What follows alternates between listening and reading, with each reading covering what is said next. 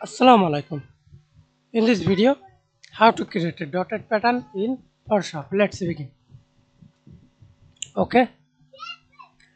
Step 1. Select the shape tool, custom shape, and click the drop down menu settings, all arrow, and find dotted pattern. Okay. See this example. I added this icon. Press enter and do not use fill. Stroke black, click dotted, then hold shift, press enter, hold shift. See this added dotted pattern. Increase the size to this pattern. Okay.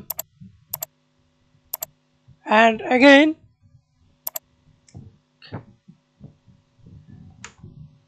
create a new layer.